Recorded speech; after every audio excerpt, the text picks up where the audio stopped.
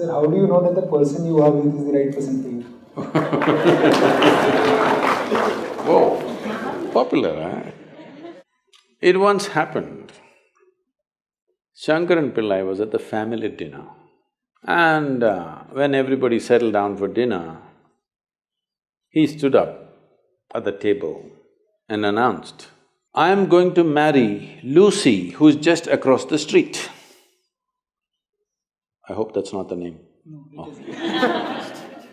Then the father said, "What? You going to marry Lucy? She has nothing. She's like a tramp. You going to marry that Lucy?" Mother said, "What? You going to marry that Lucy?" The uncles always pitch in these kind of matters, you know. Uncle said, "What? You going to marry that Lucy? Have you seen her hair? It looks fake." The aunt, "What? You going to marry Lucy? She's always painted. You going to marry that painted woman?" The little boy, the nephew, can't be left out. He said, "You going to marry Lucy? She doesn't even know what is cricket. How can you marry her?" Shankaran Pillai stood his ground and said, "Yes, I'm going to marry Lucy." Everybody asked in one voice, "Why?"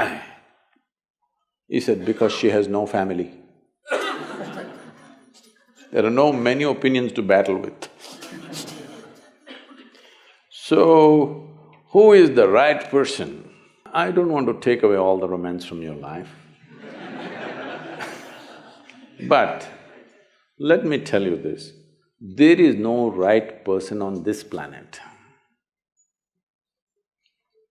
If you put your heart into something, something may become wonderful. Is it the right thing? There's no right thing. Nobody ever found the right person anywhere, okay? If you get into that kind of unrealistic mindset, "I have found the right person," oh, you will be soon disappointed. You must understand, there is no right person. First thing is to see whether I am the right person. Yes, am I the right person? And there are no right people on this planet. If you understand, you have your nonsense, they have their nonsense, we can adjust nonsense. Go on. We must understand relationships are formed for various needs. There are physical needs, there are psychological needs, there are emotional needs, there may be social needs, there may be financial needs, various kinds of needs. So when you're going to somebody with so many needs, you're going as a beggar, and a beggar cannot choose.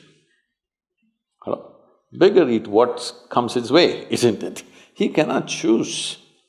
So, if you really want to make a choice in this world, first and foremost thing is, you bring yourself to your place where your experience of life is just pleasant by yourself. You're wonderful. Now, let us see what gets drawn to this one. If you're really wonderful, things will happen in every way, I'm saying.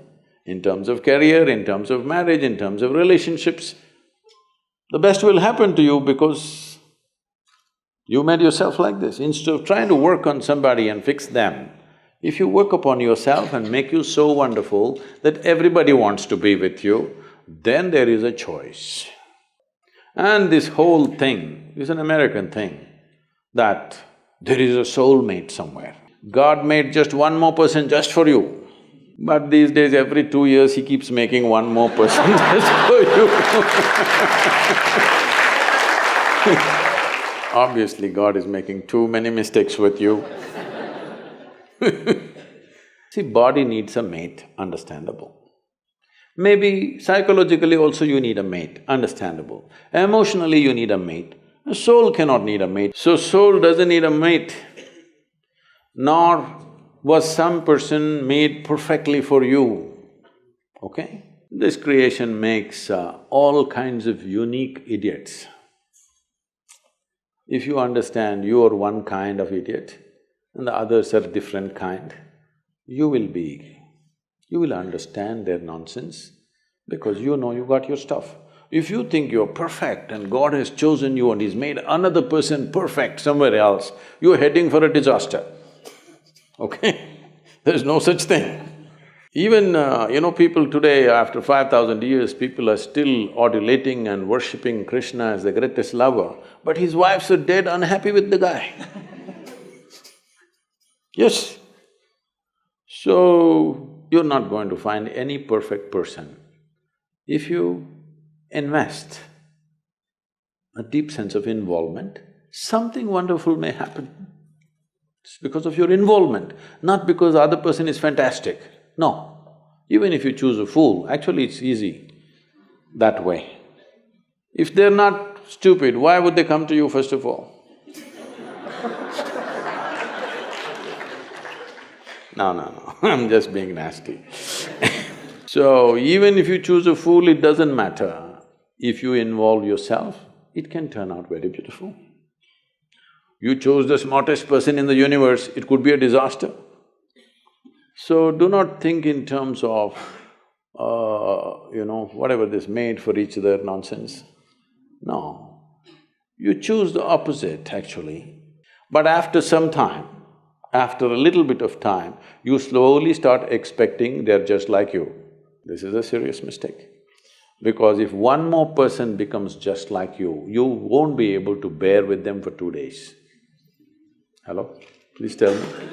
If there's one more person just like you at home, could you live there? You're glad they're different.